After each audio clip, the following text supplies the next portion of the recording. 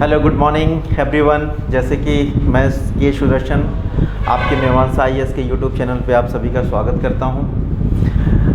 जिस तरह से आपसे बात हुई थी हम आपके और हमारे बीच में कि इकोनॉमिक्स के बेसिक कोर्स को लेकर आएंगे, जो एक प्रीलिम्स के पॉइंट ऑफ व्यू से काफ़ी इंपॉर्टेंट होने वाला है ये सीरीज़, जो पूरे प्रीलिम्स को फोकस करके ये सीरीज़ को स्टार्ट हम लोग कर रहे हैं। एक्चुअली होता क्या है कि इकोनॉमिक्स के जो स्टूडेंट होते हैं, मेनली जो बिगनर होते हैं, जिनका इकोनॉमिक्स नॉन बैकग्राउंड उनका सब्जेक्ट होता है, उनका इकोनॉमिक्स सब्जेक्ट नहीं होता है, उनके लिए इकोनॉमिक्स थोड़ा सा कठिन होता है उनके लिए पेपर। तो मेरा मानना है कि अगर आप इकोनॉमिक्स को मतलब कि रटना मतलब ये स्टार्ट ना करें, ठीक है, उसको समझने पे फोकस करें। और अगर आप बहुत ज़्यादा समझने पे फोकस करते हैं तो इकोनॉमिक्स बहुत ही आसान सब्जेक्ट है, ठीक है। तो आज का जो सब्जेक्ट है हमारा वो है Indian economy as a introduction, ठीक है। एक बेसिक क्लास होगा जिसके थ्रू जो है हम लोग ये जानने का प्रयास करेंगे।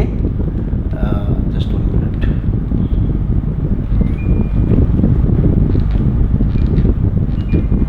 Hello, are you Audible?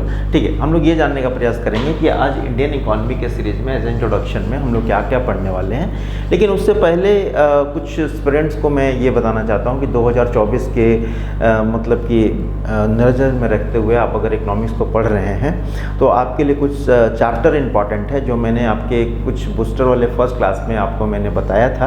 वो चैप्टर आपके 7 to 8 चैप्टर हैं, लेकिन वहाँ से ही आपके प्रीलिम्स के अगर क्वेश्चंस किसी साल, ठीक है, 29, 26 है ना, एवरेज ऑन एन एवरेज 17 है ना, ऐसे क्वेश्चंस पूछे हैं, तो आप मान कर चलिए कि इकोनॉमी सेगमेंट में 17 से 18 से 20 क्वेश्चंस आपके इसी सेगमेंट से होते हैं, ठीक है। अगर मेंस की बात करें तो मेंस वाला चैप्टर यहाँ पर हम लोग डिस्कस नहीं करेंगे, लेकिन मेंस का जब आपका प्रीलिम्स हो जाने के बाद हम लोग मेंस सीरीज भी इसी तरह लेकर आएंगे, ठीक है। तो सबसे पहले हम लोग ये जान लें कि अगर आप बहुत अच्छे से इकोनॉमिक्स पढ़ना चाहते हैं, इकोनॉमिक्स में कहे जा रहा हूँ, और जो कि हमारे सिलेबस में इंडियन इकॉनमी है, तो आपको ये दोनों में अंतर समझ में आना चाहिए कि इकोनॉमिक्स क्या होता है और इकॉनमी क्या होता है। तो आज हम लोग इस पर भी चर्चा करेंगे, इकोनॉमिक्स और इकॉनमी, मुझे इकोनॉमिक्स पढ़ना है या इकॉनमी पढ़ना है, ठीक है। तो सबसे पहले अगर मैं कुछ आपसे बातें करूँ, तो अगर आप कुछ नहीं तो सबसे पहले जो बिगनर है, जो स्टार्टिंग में जो बिगनर है,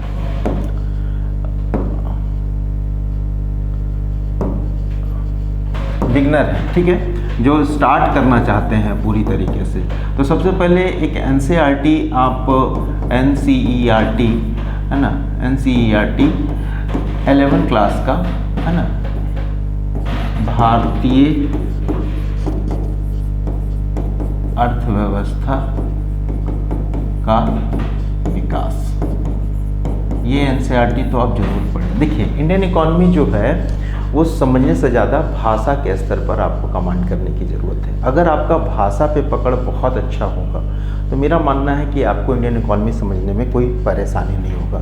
साथ ही साथ हमारे सिलेबस में 12th क्लास का आपको माइक्रो और मैक्रो है ना, मैक्रो के एक बुक्स हैं।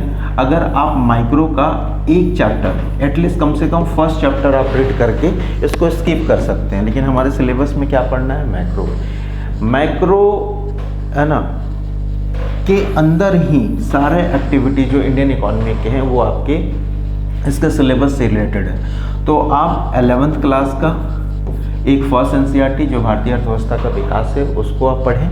साथ ही साथ आपको मैक्रो का पूरा सेकंड पेपर पढ़ना है, और माइक्रो का चाहे तो आप एक फर्स्ट चैप्टर जरूर पढ़िए, ठीक है।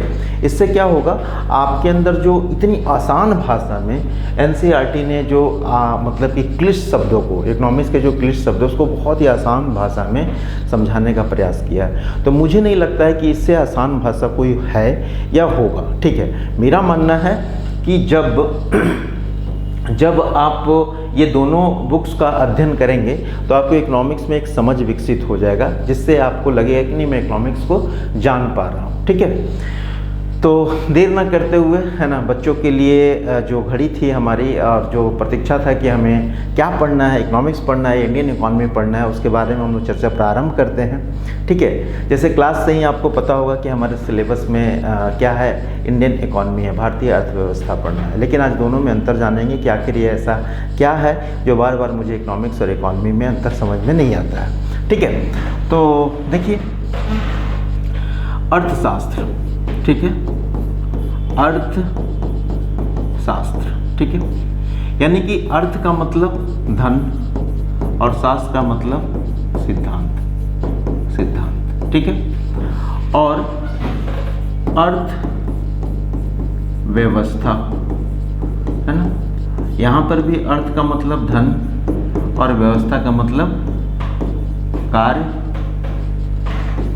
प्रणाली, है ना, कार्य प्रणाली। ठीक है, तो अगर हम बात करें कि धन से संबंधित सिद्धांतों का अगर संग्रह, अगर धन से संबंधित यानी कि धन से संबंधित अगर सिद्धांतों का अध्ययन अगर मुझे करना है तो वो अर्थशास्त्र के अंतर्गत करेंगे।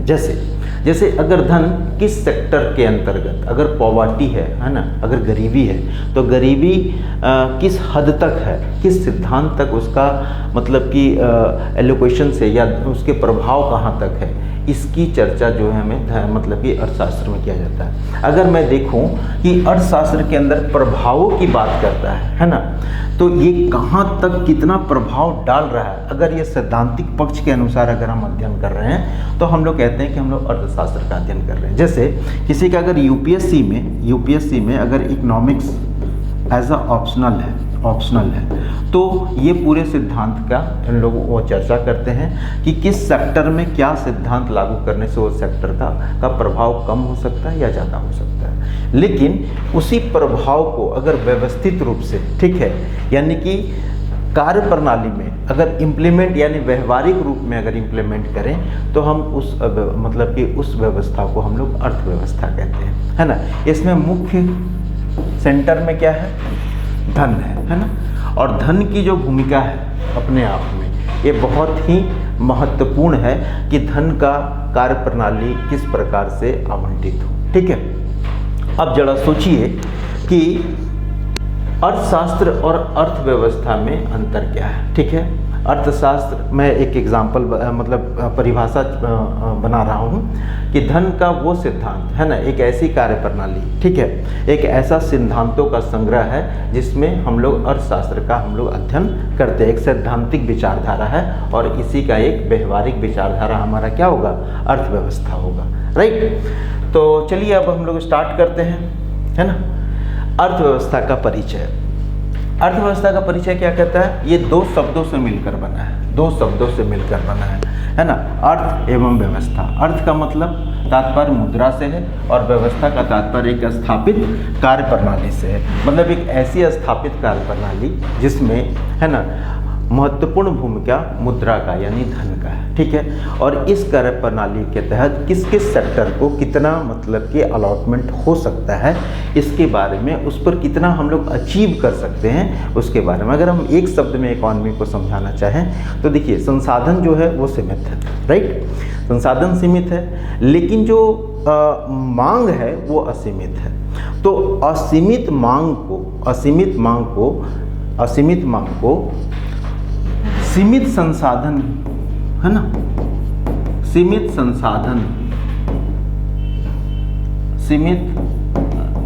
संसाधन को कैसे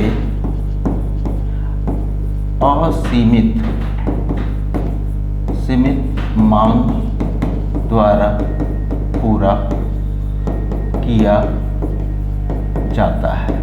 अगर मैं बात करूं एक लाइन में इकोनॉमिक्स का डेफिनेशन का, तो संसाधन हमारे पास सीमित है ना, वो फिक्स्ड है संसाधन के, लेकिन हमारी जो मांगे हैं वो अनंत है, असीमित है।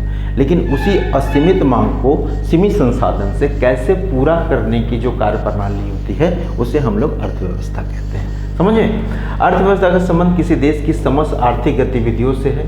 किसी भी समाज में व्यक्ति को भोजन, वस्त्र, आवास, चिकित्सा, शिक्षा आदि भौतिक सुविधाओं की आवश्यकता होती है। इन्हीं भौतिक आवश्यकताओं को पूर्ति करने वाले संस्थागत प्रणाली को अर्थव्यवस्था कहते हैं। जैसे देखिए, है ना, अगर व्यक्ति का संबंध किसी देश से है तो समस्त आर्थिक गतिविधियां जो होंगी वो समाज में क्या क्या हो सकता है। व्यक्ति को भोजन, वस्त्र, आवास या चिकित्सा या शिक्षा आदि भौतिक सुविधाओं की जरूरत होती है। अगर इन्हीं भौतिक आवश्यकताओं की पूर्ति करने वाली संस्थागत प्रणाली यानी कि ऑर्गेनाइज सेक्टर को हम लोग इकोनॉमी कहेंगे। ठीक है, आप ऐसे समझिए कि जब से हम लोग समझ रहे हैं कि अर्थशास्त्र, ठीक है, अर्थशास्त्र या अर्थव्यवस्था ये किसी नाम के बिना अधूरा है। अगर बिना नाम का, अगर किसी क्षेत्र विशेष का अगर नाम इसमें नहीं जोड़ा जाएगा तो वो अर्थव्यवस्था आपका अधूरा है। जैसे ही हम लोग इसके आगे भारत जोड़ते हैं तो ये पूरा का पूरा अर्थव्यवस्था जो है ना, ये आपका क्या होगा, भारतीय अर्थव्यवस्था, जो आपके सिलेबस में पढ़ना है। ठीक है, अगर आप देखिए, एक मैं आपसे एक रिक्वेस्ट करूँगा कि थोड़ा सा हम लोग पीछे चलते हैं। ठीक है, जैसे इसमें अर्थव्यवस्था जो है ना, इसमें महत्वपूर्ण भूमिका किसका है, धन का, है ना। और धन के, इस धन का जो व्यवस्था है वो एक ऐसी कार्य प्रणाली से है जिसमें व्यवस्थित तरीके से धन को किस सेक्टर में कितना खर्च करने से क्या मुझे अचीव होगा, ऐसी व्यवस्था को हम लोग अर्थव्यवस्था कहते हैं। ठीक है, लेकिन अगर जैसे ही किसी विशेष क्षेत्र का नाम ऐड करते ही ये पूरी तरीके से डिफाइन हो जाता है कि हम लोग किस अर्थव्यवस्था की बात कर रहे हैं। जैसे ये भारत की बात कर रहे हैं तो भारतीय हो गया, है ना, भारतीय अर्थव्यवस्था जो हमें सिलेबस में पढ़ना है। ठीक है, तो किसी भी अर्थव्यवस्था में, ठीक है, किसी भी अर्थव्यवस्था में अगर मान लीजिए कि ये संसाधन है तो संसाधनों का आवंटन, है ना, नागरिकों को इस प्रकार से हो जिससे उनका अधिकतम क्या हो, कल्याण हो। ठीक है, अगर आवंटन यानी कि एलोकेशन बहुत अच्छा अगर हो रहा है तो मैं कहूँगा कि उनका जो है संसाधनों का नागरिकों को आवंटन इस प्रकार से हो जिससे अधिकतम कल्याण हो। अब जैसे मैं अब इसको परिभाषा में बना रहा हूँ कि भारतीय अर्थव्यवस्था की वो ऐसी कार्य प्रणाली जिसमें धन की ऐसी व्यवस्था हो जिससे संसाधनों का आवंटन नागरिकों को इस प्रकार हो जिससे नागरिकों का अधिक से अधिक कल्याण हो, ऐसी व्यवस्था को हम लोग क्या कहेंगे, अर्थव्यवस्था कहेंगे। ठीक है, लेकिन आप जरा सोचिए कि किसी भी अर्थव्यवस्था में दो मुख्य समस्याएं होती हैं, दो मुख्य क्या होती है, प्रॉब्लम होती है। ठीक ना, प्रॉब्लम होगा, क्या होगा प्रॉब्लम, या तो संसाधनों का, है ना, संसाधनों का अभाव होगा या संसाधनों का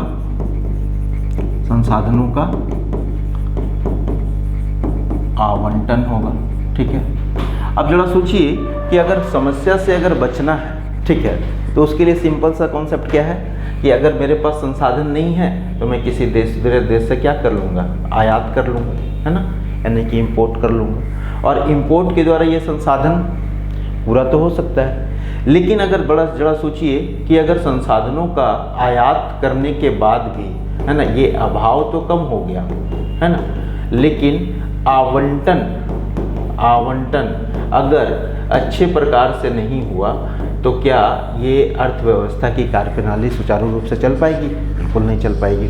ठीक है, तो सबसे इम्पोर्टेंट जो है आवंटन की ही समस्या होती है कि आपके पास संसाधन तो है लेकिन किस सेक्टर को आप आवंटित या आवंटन कैसा कर रहे हैं। आवंटन के हिसाब से ही आपके पूरी तरीके से ये डिसाइड होता है कि इकॉनमी में कितना मतलब कि परसेंटेज जीडीपी का ग्रोथ होगा और कितना मतलब कि प्रोडक्शन होने की संभावना है। ठीक है, तो इसको अगर आप आयात के द्वारा पूरा कर लेते हैं और इसको संसाधनों का, अब जैसे एक एग्जांपल लेते हैं, ठीक है, कोयला क्या है, एक संसाधन है, और संसाधन जो है सरकार जो है ये संसाधन एनटीपीसी को ये प्रोवाइड कराती है ना।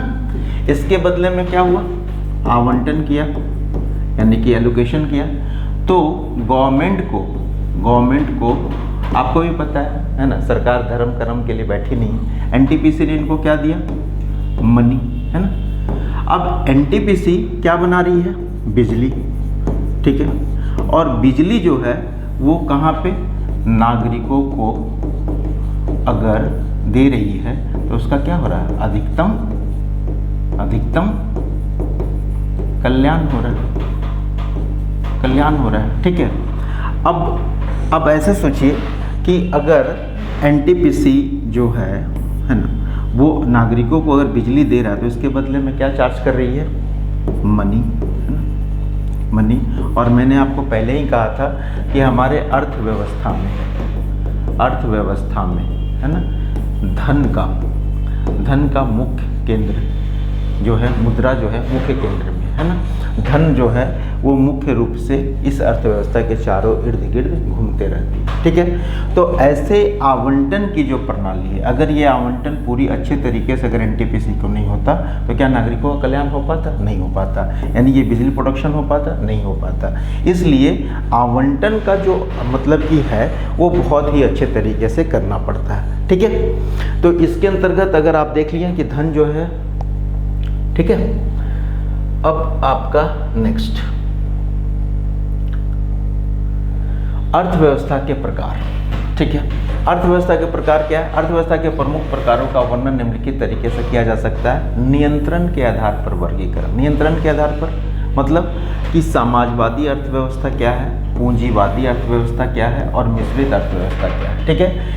विकास के आधार पर वर्गीकरण यानी कि विकसित अर्थव्यवस्था, अविकसित अर्थव्यवस्था और विकासशील अर्थव्यवस्था। और वैश्विक संबंधों के आधार पर वर्गीकरण, खुली अर्थव्यवस्था और बंद अर्थव्यवस्था, ठीक है। तो हम लोग एक एक करके आप लोग स्टार्ट करते हैं कि खुली अर्थव्यवस्था, बंद अर्थव्यवस्था या फिर नियंत्रण के आधार पर वर्गीकरण कैसे कैसे हो सकता है, ठीक है। तो अगर सबसे इम्पोर्टेंट पार्ट है ना, इससे पहले आपको एक कॉन्सेप्ट याद करना होगा जो आपको आगे काम आएगा। क्या है कॉन्सेप्ट, रुकिए मैं आपको बताता हूँ, ठीक है। सबसे पहले नियंत्रण के आधार पर वर्गीकरण के आधार पर अर्थव्यवस्था का वर्गीकरण निम्न रूपों में किया जा सकता है। पहले एक स्टोरी सुनिए, उसके बाद आपको एक प्रोडक्शन संसाधनों के फैक्टर आपको समझ में आ जाएगा कि संसाधनों के आधार पर मुख्यतः उत्पादन के मुख्यतः 4 संसाधन होते हैं, ठीक है। पहला संसाधन क्या है ना, जैसे ऐसे समझिए आप यूपीएससी की तैयारी कर रहे हैं और तैयारी करते करते एक दिन आप सुबह में बोले अपने पापा से, पापा मैं बिजनेस करूँगा। आपके पापा सुबह सुबह आपको ऐसे देखें जैसे लगा कि आप जो है ना कुछ बड़बड़ा रहे हैं नींद में, राइट। तो वो बोले अच्छा कोई बात नहीं, नींद में होगा, एक काम करो है ना, एक गिलास मुंह पे पानी मार दो, ठीक है। जैसे मुंह पे पानी मारा गया, ठीक है, फिर भी उसका आंसर वही, पापा मैं बिजनेस करूँगा। तो सबसे पहले उनके पापा का क्या कहना था, पैसा कहाँ से आएगा। यानी कि क्या हुआ, जो भी आप लगाना चाहते हैं, जो बिजनेस करना चाहते हैं, उसके लिए स्टार्टिंग कैसे करोगे, कहाँ से लाओगे संसाधन। अब संसाधन की बात हो रही है तो संसाधन में सबसे पहला जो प्रोडक्शन करने की जो यूनिट होगी वो होगा हमारा लैंड, है ना, जो फिक्स संसाधन है, ठीक है। उसके बाद जो मूवेबल होगा यानी कि उसका क्या है, लेबर, है ना। यानी एक लैंड हो गया, एक लेबर हो गया। अब पैसे की बात कर रहे थे पापा, तो पैसा भी लाना होगा, पैसे के साथ साथ मशीनरीज लाना होगा सारे, है ना, टेक्नोलॉजीज लाने होंगे प्रोडक्शन के लिए। ये सारे क्या हैं, है ना, लैंड, लेबर, है ना, कैपिटल में आता है, ठीक है। और चौथा क्या है, जो वो खुद कह रहा है कि मैं रिस्क लेना चाहता हूँ, मैं पढ़ाई नहीं करना चाहता हूँ, वो एंटरप्रेन्योर है। तो प्रोडक्शन के 4 फैक्टर होते हैं, लैंड, लेबर, कैपिटल और एंटरप्रेन्योर, राइट। तो अगर लैंड में अगर देखा जाए तो उसका आय का संसाधन क्या होगा, अगर देखा जाए, है ना, अगर देखा जाए तो क्या होगा। देखिए अगर किसी के पास लैंड है तो क्या लेगा, रेंट, है ना। दूसरा क्या है, लेबर यानी कि वेजेस लेगा, ठीक है। तीसरा क्या है ना, लैंड, लेबर, कैपिटल, और कैपिटल को हम M+ टी लिख रहे हैं, यानी कि मनी प्लस टेक्नोलॉजी, है ना। तो ये क्या लेगा, इंटरेस्ट, ब्याज। और चौथा क्या है, एंटरप्रेन्योर, है ना, एंटरप्रेन्योर, ठीक है। एंटरप्रेन्योर क्या लेते हैं, प्रॉफिट, ठीक है। तो अगर किसी भी यूनिट का प्रोडक्शन करना है तो इसके संसाधन का 4 फैक्टर होते हैं, ठीक है। और इसी फैक्टर्स के कुल योग का तो हम लोग क्या बोलते हैं कभी कभी, ठीक है। तो आप लैंड, लेबर, कैपिटल और एंटरप्रेन्योर, ये हमारे क्या है, पूरी तरीके से फैक्टर्स हैं, राइट। अब आपको समझ में आ गया आएगा कि मैं आपको ये फैक्टर्स क्यों समझाने का प्रयास किया, ठीक है। अब देखिए, सॉरी, ठीक है, ये क्यों मैं प्रयास किया हूँ। तो हमारे नियंत्रण के आधार पर सबसे पहला क्या था, समाजवादी अर्थव्यवस्था। अब जैसा नाम से ही है कि समाजवादी है, यानी कि गवर्नमेंट सेक्टर जो होगा, goods to back to worker, है ना, worker plus means the factory production, ठीक है, wants, needs, resources, people, competition, determinants, यानी कि गवर्नमेंट जो होगी वो आपके संसाधनों के ऊपर पूरी तरीके से, है ना, पकड़ रखेगी, यानी कि केंद्रीय सत्ता जो होगी वो सरकार के पास होगा। कीमतों का निर्धारण, अगर कीमत होगा वो कौन करेगी, सरकार करेगी, है ना। इस बाजार में कोई भी प्रतिस्पर्धा बिल्कुल भी नहीं होगा, है ना। ये लोगों को आवश्यकता के अनुसार प्रोडक्शन करती है ना। और ये सरकार के सार्वजनिक, यानी कि लोगों के सार्वजनिक कल्याण के आधार पर काम करती है। अब देखिए ना, नाम से ही आ गया है समाजवादी का मतलब समाज का एक ऐसा सिद्धांत जिसमें समाज के लोगों की भागीदारिता सबसे ज़्यादा हो, ठीक है। और ये कौन कर सकता है, ये सरकार कर सकती है। सरकार क्या करती है कि अगर कोई भी ऐसी अर्थव्यवस्था जहाँ पर ऐसी नीति अपनाई जा रही है समाजवादी टाइप की, ठीक है, और समाजवादी टाइप की नीति क्या है, ठीक है, कि उसमें सरकार का जो वर्चस्व होगा, जो सरकार की जो कंट्रोल होगी वो सबसे ज़्यादा होगा, राइट। कीमतों के निर्धारण से लेकर, है ना, केंद्रीय सत्ता जो है सरकार के डिसीजन के द्वारा ही तय किया जा सकता है, ठीक है। सभी आर्थिक क्रियाओं पे सरकार का नियंत्रण होगा, ठीक है। अब आप जरा सोचिए कि समाजवादी अर्थव्यवस्था में ये जितने भी नीड्स हैं, जो चाह है या रिसोर्सेस हैं, है ना, ये डिडक्ट हो रहा है कहाँ पे, ये वर्कर के रूप में, है ना, ये फैक्ट्री मीन्स प्रोडक्शन के रूप में। ये सारे जो कंट्रोल है, जैसे अगर वेजेस है तो ये वेजेस कितना होना चाहिए, ये कौन तय करेगी, सरकार तय करेगी, राइट, ठीक है। अब सेकंड क्या है हमारा, पूंजीवादी अर्थव्यवस्था। अब देखिए पूंजीवादी, है ना, ये पूंजीवादी अर्थव्यवस्था में देखिए ये 3 लोग जो हैं, 1 2 3, ये सब कैपिटलिस्ट लोग खड़े हैं और पैसे के ऊपर खड़े हैं, ठीक है। इनका कहना है कि सब कुछ मेरे लिए क्या है, लाभ है ना। और यहाँ पर कीमतों का निर्धारण जो होता है वो प्राइवेट, है ना, प्राइवेट सेक्टर द्वारा होता है, प्राइवेट सेक्टर द्वारा, ठीक है। यहाँ पर कंपटीशन, है ना, प्रतिस्पर्धा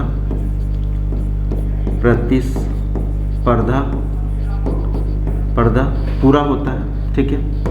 ये प्रतिस्पर्धा पूरा होता है ना, ये खूब प्रतिस्पर्धा होता है, ठीक है। इसका जो कीमत है वो बाजार शक्तियों द्वारा निर्धारित की जाती है, बाजार शक्तियों द्वारा ये निर्धारित की जाती है, ठीक है।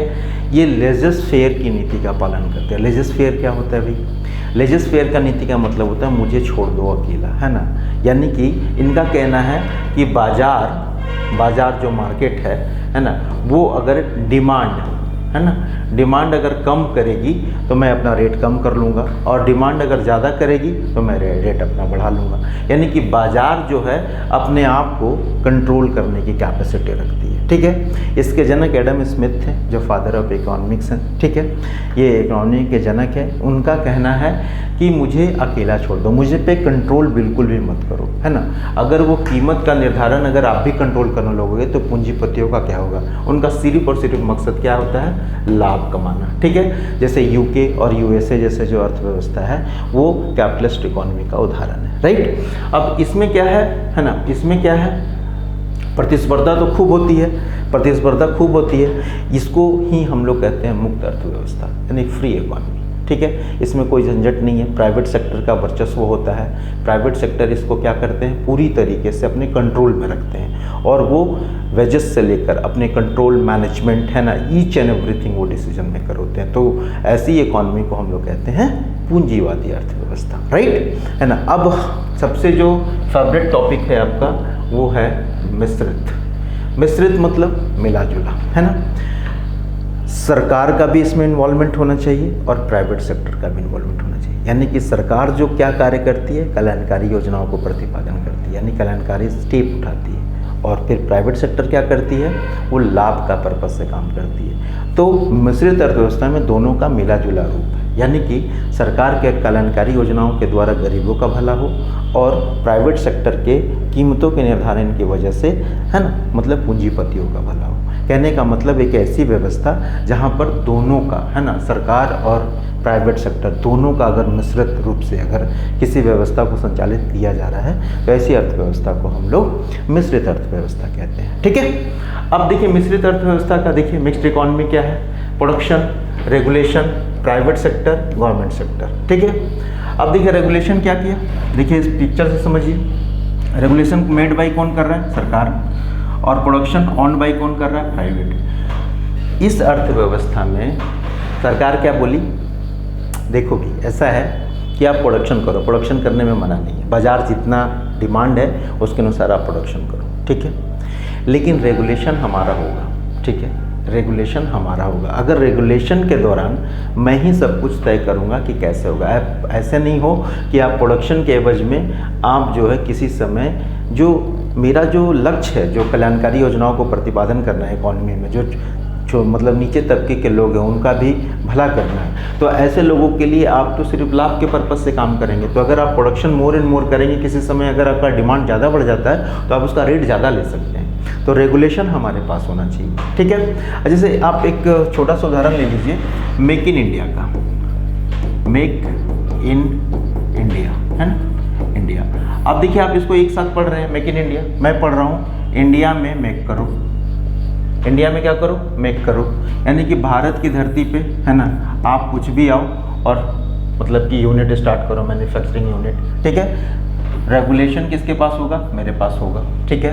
आप प्रोडक्शन करो, हम आपको लैंड भी देंगे, मैंने कहा था आपको वो काम आएगा प्रोडक्शन का, है ना, ये आपको संसाधन में मैं आपको लैंड मैं दूंगा, ठीक ना, और लेबर भी मैं दूंगा। क्या भारत इस दोनों में भी रिच है, लैंड है भारत के पास, लैंड है मुहैया करा सकती है किसी भी कंपनी को जो मैन्युफैक्चरिंग यूनिट स्टार्ट करना चाह रही है ना। और दूसरा क्या है, लेबर, जो हमारे पास ऑलरेडी है। आपको लेकर क्या आना है, मनी प्लस टेक्नोलॉजी। अगर आप ये दोनों लेकर आते हो हमारे देश में तो आप कोई भी यूनिट स्टार्ट करो लेकिन भारत में प्रोडक्शन करो। इससे क्या होगा, भारत में अनएम्प्लॉयमेंट की समस्या पूरी तरीके से ख़त्म हो जाएगी, गरीबी कम होगी, ठीक है, लोगों का लिविंग स्टैंडर्ड वो भी बहुत अच्छा होगा। कहने का मतलब ये है कि आप अगर मेक इन इंडिया के थ्रू अगर ये जो मतलब कि ये योजना स्टार्ट किया गया है कहीं ना कहीं, है ना, ये मैन्युफैक्चरिंग सेक्टर को बूस्ट करने के लिए किया गया, ठीक है। अभी हम लोग आगे पढ़ेंगे primary sector, secondary sector, tertiary sector, quaternary sector, ये सब सारा जब पढ़ेंगे तो उसमें भी पूरा डिटेल से बात करेंगे। लेकिन अभी मैं सिर्फ इसलिए चर्चा करता हूँ कि मिश्रित अर्थव्यवस्था में, ठीक है, ये क्या हो सकता है कि सरकार की भूमिका सीमित हो जाती है। क्या हो जाती है, सिर्फ रेगुलेशन करती है, बोलती है आप प्रोडक्शन करिए, प्रोडक्शन पे हमारा आपका रोक टोक नहीं रहेगा, ठीक है। प्रोडक्शन पे आप जैसे भी करना चाहते हैं प्रोडक्शन पे कीजिए, ठीक है। अर्थव्यवस्था में सार्वजनिक कल्याण और बाजार प्रतिस्पर्धा दोनों होती है, मतलब दोनों का वेलफेयर, नागरिकों का वेलफेयर भी होता है और बाजार में प्रतिस्पर्धा भी होती है, ठीक है। भारतीय अर्थव्यवस्था ऐसी अर्थव्यवस्था क्या कहलाती है, मिश्रित अर्थव्यवस्था कहलाती है, ठीक है। अब आपसे अगर कोई पूछे कि क्या ये भारत है ना, आप पाक और बांग्लादेश, है ना, ये सब की अर्थव्यवस्था क्या है ना, हमारा मिश्रित अर्थव्यवस्था है। ठीक है, मिश्रित अर्थव्यवस्था को अपनाने के पीछे एक ही रीजन था कि सरकार का जो लक्ष्य है कि भाई अपनी कल्याणकारी योजनाओं को भी हम लागू करें और साथ ही साथ मार्केट में प्रतिस्पर्धा भी बना रहे, ऐसी होती है ना। वस्तुओं और सेवाओं का प्रोडक्शन का अधिकार किसके पास होता है? निजी क्षेत्र के पास होता है। ठीक है, अब क्या है, विकास के आधार पर, अब हमने उस समय देख लिया वर्गीकरण के आधार पर, अब आप क्या देख रहे हैं, विकास के आधार पर कैसी मतलब कि अर्थव्यवस्था होनी चाहिए। ठीक है, अब कैसी अर्थव्यवस्था होनी चाहिए? ठीक है, अब देखिए विकसित अर्थव्यवस्था कैसी होनी चाहिए बताइए। Large of population work in advance industries. Advance industry का मतलब बहुत ही हाईफाई इंडस्ट्री में, लेस टू डेवलप इकोनॉमी। जैसे अगर हम देखें कि विकसित अर्थव्यवस्था का कैरेक्टरिस्टिक क्या होना चाहिए, तो उनका पर कैपिटा इनकम क्या होना चाहिए? हाई होना चाहिए, पहला। दूसरा बताइए, है ना, आधुनिक तकनीक का एडवांस लेवल में प्रयोग हो रहा होगा। ठीक है, तीसरा, पेन नहीं दिख रहा है क्या? एक मिनट, मैं चेंज कर रहा हूँ, ब्लैक कर देता हूँ। हाँ ठीक है, आधुनिक तकनीक का एडवांस लेवल पे प्रयोग हो रहा है, पर कैपिटा इनकम क्या है? अधिक होनी चाहिए। तीसरा क्या है ना, प्राथमिक क्षेत्र का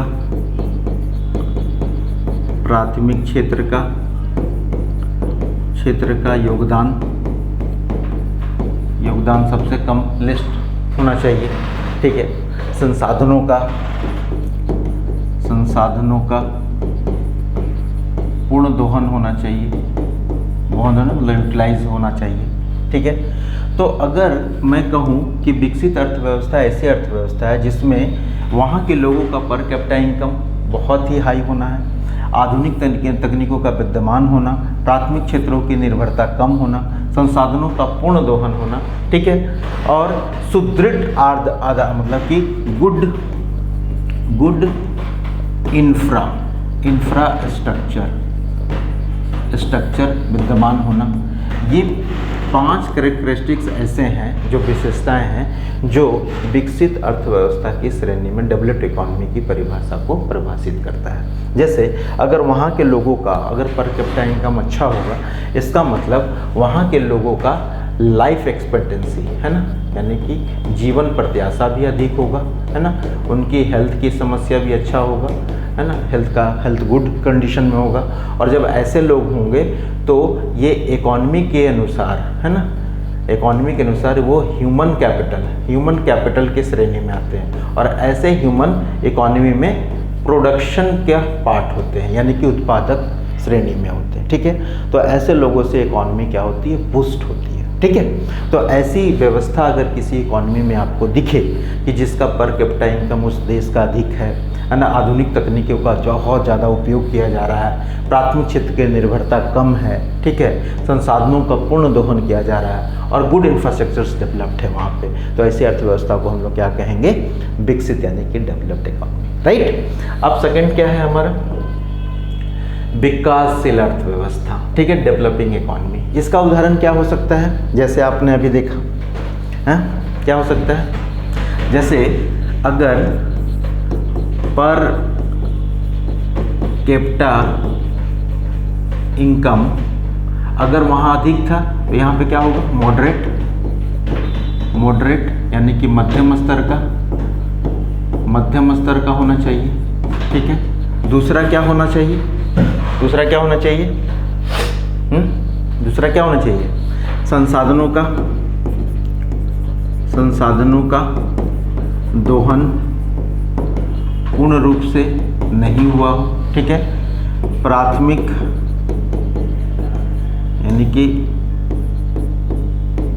प्राथमिक क्षेत्र पर निर्भरता अधिक होती है, ठीक है। और क्या होना चाहिए, आधुनिक तकनीक का अभाव होता है, यानी कि हम लोग तकनीक को आयात के द्वारा पूरा करते हैं, ठीक है।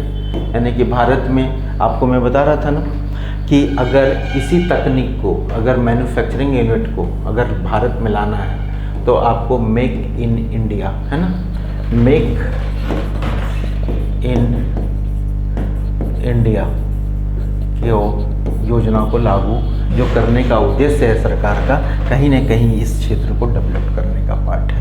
जैसे भारत में मेक करो, है ना, भारत में प्रोडक्शन करो, मोर एंड प्रोडक्शन करो, जिससे आप पैसा भी और तकनीक भी ले आएंगे। अगर तकनीक और पैसा एक बार लाएंगे तो अगर मेरे पास ये सबका जो अभाव है वो पूरा हो जाएगा तो हम लोग जो है विकासशील से विकसित अर्थव्यवस्था की ओर उन्मुख हो जाएंगे, ठीक है।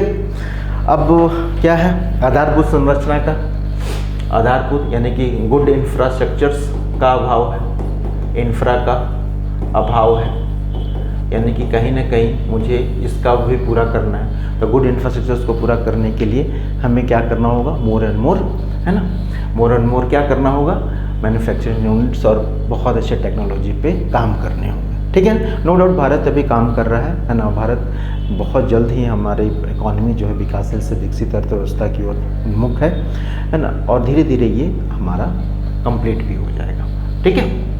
अब तीसरा क्या है, अविकसित अर्थव्यवस्था। देखिए पिक्चर में आपको दिख रहा होगा कि अविकसित अर्थव्यवस्था मतलब अनडेवलप्ड, मतलब कोई प्लान ही नहीं है, कोई डेवलप्ड ही नहीं है, बस किसी तरह इन लोग जी रहे हैं, है ना। और जी रहे हैं मतलब अपनी अर्थव्यवस्था को किसी तरह वो अपनी जीविका को चला रहे हैं, ठीक ना। इसमें इनका निम्न स्तर का आय होता है, बहुत ही निम्न स्तर का, ठीक है। और क्या है, इंफ्रास्ट्रक्चर्स क्या होता है, बहुत ही खराब है, ठीक है ना। आधुनिक तकनीक ना के बराबर है, ठीक है। कृषि पर निर्भरता सबसे ज़्यादा है, सबसे ज़्यादा, ठीक है। यानी ऐसी कैरेक्टरिस्टिक जो होती है अविकसित अर्थव्यवस्था का, ठीक है।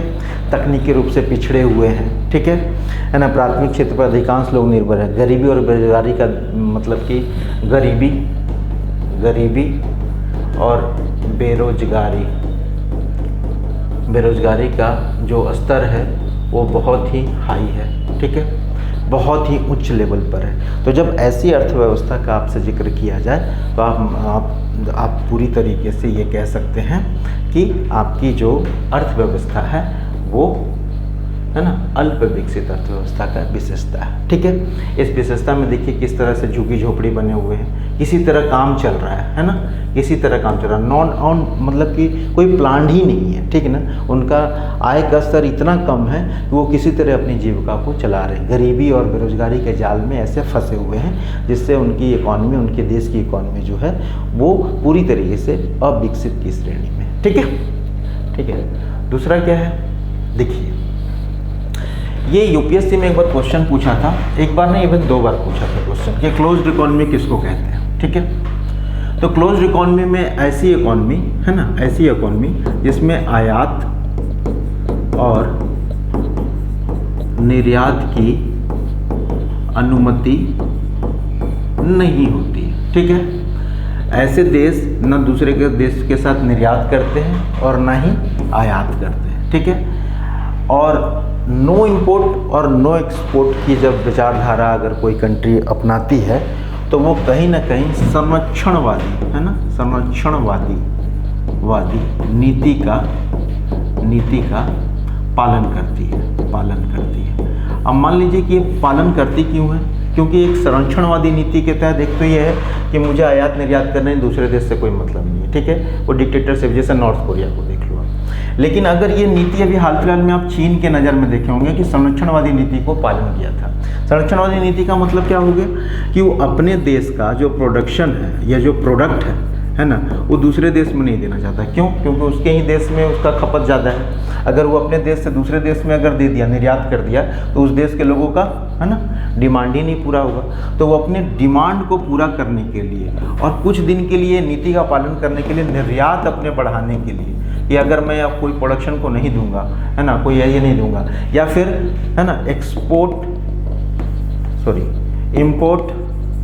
इम्पोर्ट ड्यूटी को बढ़ा देना भी संरक्षण नीति का उदाहरण है, कि मेरे देश से कोई अगर कोई भी आप वस्तु आयात कर रहे हैं तो उच्च कीमत पे करना होगा। ठीक है, तो ऐसी जब नीति कोई देश अपनाती है तो अपने देश में निर्यात यानी कि एक्सपोर्ट बढ़ाने का काम करती है। ठीक है, एक तो अपने संसाधनों को बचाने का भी काम करती है। तो जब ऐसी अर्थव्यवस्था, तो उसमें क्या होगा, क्लोज्ड इकोनॉमी में कैन डिफेंड इटसेल्फ, है ना, no import, no aid, no export, isolation, मतलब पूरी तरीके से अपने मतलब कि और देश के कंट्री से वो अलग छिन्न भिन्न रहते हैं, कि नहीं मुझे आपसे कोई मतलब नहीं, मैं अपना सब कुछ देख लूँगा, आप अपना देखो, मुझे आपके देश से कोई मतलब नहीं। ठीक है, तो अगर भारत के संदर्भ में अगर बात किया जाए तो क्या भारत कभी क्लोज्ड इकॉनमी रही थी? आपका आंसर होगा बिल्कुल नहीं। ठीक है, आपको भी पता है कि फारस की खाड़ी होते हुए कैसे यूरोप के साथ हमारा मतलब कि हमारा ट्रेड होता था, जैसे बहुमूल्य रत्न वगैरह, नील की खेती वगैरह जो करते थे,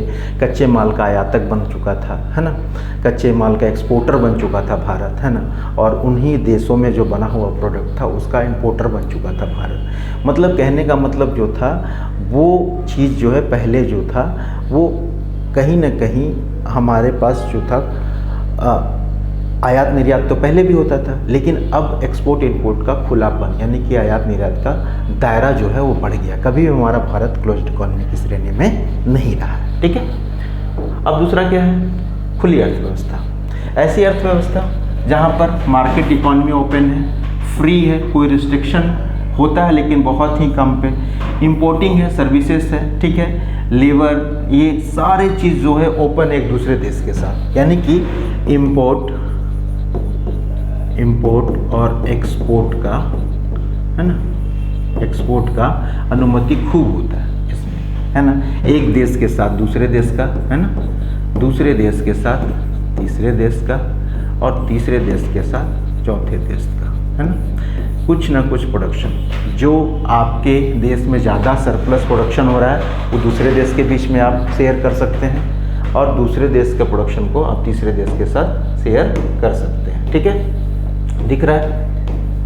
आई थिंक अब दिखा होगा, है ना। ऑस्ट्रेलिया है, इंडिया है, और ये इंपोर्ट है और ये एक्सपोर्ट है। ठीक है, ठीक है। तो ऐसे जब कंट्री जहाँ पर किसी दूसरे देश के साथ आयात और निर्यात की अनुमति खूब होती है, जब एक दूसरे देश के साथ तीसरे देशों का आयात और उसके देश के साथ तीसरे देशों के साथ निर्यात अगर चलता है सुचारू रूप से, तो ऐसी अर्थव्यवस्था को हम लोग क्या कहेंगे, है ना, खुली अर्थव्यवस्था। भारत जो है कभी भी क्लोज्ड इकोनॉमी का उदाहरण नहीं रहा है, भारत शुरू से ही ओपन इकोनॉमी रहा है, और अब जो है उसका जो ओपननेस जो है वो बढ़ गया है। राइट, आप ऐसे कह सकते हैं। ठीक है, देखिए भारतीय व्यवस्था का आकार, कुछ डेटा है जिसको आपको देखना है। भारतीय व्यवस्था आर्थिक संकेतकों के आधार पर विश्व की कितनी है, 5वीं सबसे बड़ी अर्थव्यवस्था है ना।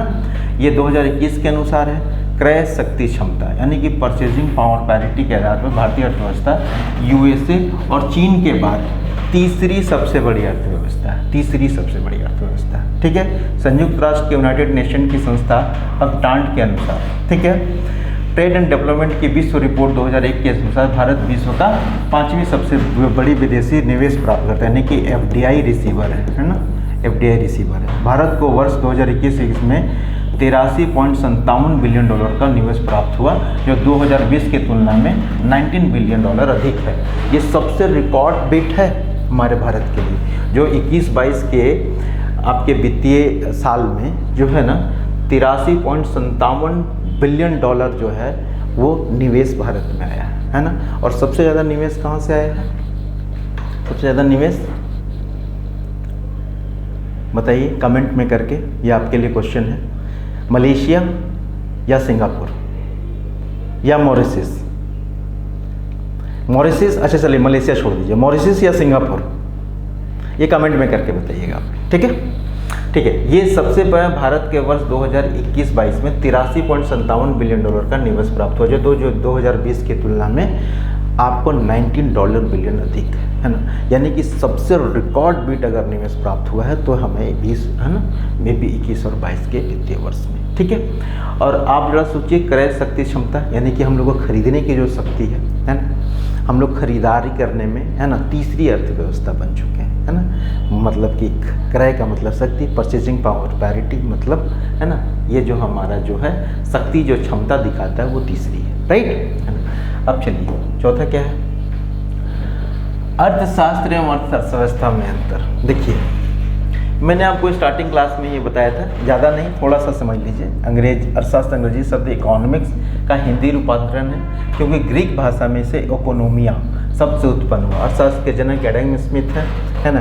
अर्थशास्त्र ऐसे विषय का अध्ययन है जिसमें मनुष्य अपनी सीमित स्रोतों से चुनाव द्वारा धन का विभाजन करके अपनी असीमित इच्छाओं की पूर्ति करके संतुष्टि करता है। देखिए कितना बड़ा अच्छा डेफिनेशन है ये, ठीक है। यानी कि जिसमें मनुष्य अपनी सीमित स्रोतों से जो चुनाव करता है और धन का विभाजन करके, मतलब अगर उसके पास 100 रुपया है तो वो कई ऐसे जगह पे वो विभाजन करता है जिससे उसको संतुष्टि प्राप्त हो। ये मैंने 100 रुपया का विभाजन इस प्रकार किया जिससे उसको संतुष्टि प्राप्त हो जाए, है ना। ऐसे विषय का अध्ययन को हम लोग अर्थव्यवस्था कहते हैं। अर्थशास्त्र एक सैद्धांतिक पक्ष है जबकि अर्थव्यवस्था उसका व्यवहारिक पक्ष है। ये मैंने आपको पहले ही बताया था कि ये आपका दोनों का पक्ष अलग अलग है, ठीक है। तो आज के आप देखे होंगे कि अर्थशास्त्र अर्थव्यवस्था में अंतर क्या है। दूसरा नंबर आप देख रहे हैं कि अर्थव्यवस्था का आकार आपने देख लिया कि क्रय शक्ति क्षमता के आधार पर तीसरी बड़ी अर्थव्यवस्था है। फिर आपने क्या देखा है ना, वैश्विक संबंधों के आधार पर खुली अर्थव्यवस्था क्या है। फिर आपने क्या देखा, वैश्विक संबंधों के आधार पर बंद अर्थव्यवस्था क्या है। फिर आपने विकास के आधार पर विकसित है ना, विकासशील और विकसित तीनों अर्थव्यवस्था का पहचान किया है, ठीक है। विकास की क्या विशेषताएं हैं। नियंत्रण के आधार पर आपने मिश्रित अर्थव्यवस्था है ना और पूंजीवादी अर्थव्यवस्था और समाजवादी अर्थव्यवस्था का अध्ययन किया कि कैसे मतलब इसका होता है। अर्थव्यवस्था के प्रमुख प्रकारों का वर्णन आपने देखा ही है, ठीक है। तो इस तरह करके ये क्लास जो है आज का है ना, ये एज ए इंट्रोडक्शन क्लास आपका आज मैं यहीं पे रोक रहा हूँ। आगे इसका पार्ट 2 जो है कुछ अभी और भी है जो मैं आपको पढ़ाऊँगा, ठीक है। इसके आगे अभी आप बहुत इंटरेस्टिंग चीज़ छुपा हुआ है जो मैं आपको बताऊँगा कि कैसे आप इसका अध्ययन करें। इसके बाद आपका नेशनल इनकम आएगा, उसके बाद प्लानिंग आएगा, उसके बाद बैंकिंग सिस्टम आएगा। इस तरह करके 7-8 टॉपिक है जो प्रीलिम्स के पॉइंट ऑफ व्यू से इम्पोर्टेंट है, ठीक है। मैं आपको बार बार ये कह रहा हूँ कि हो सकता है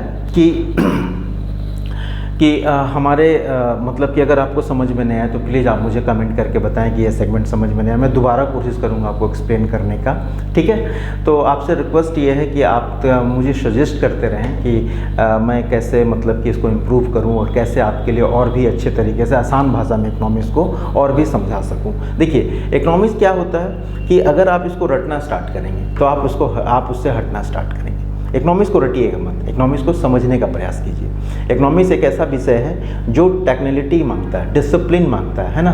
ये आपसे ये डिमांड करता है कि आप जो है आप क्लास को पर डे अटेंड करें, है ना। जब भी ये क्लास हो तो आप उसका सीक्वेंस अटेंड करें। देखिए हिस्ट्री एक ऐसा सब्जेक्ट है जहाँ पर एक दूसरे से कोई लिंक नहीं है ना।